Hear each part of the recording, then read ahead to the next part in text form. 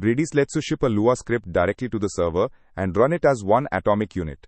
In this video, you will learn when to use it, how it works, and what to watch for in a code review.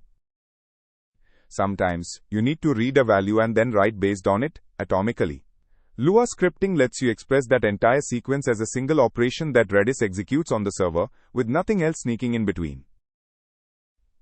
When you call EVAL, Redis loads and runs your script as a single atomic block. From step 2 through step 4, the entire server is focused on your script. No interleaving, no partial reads from another client.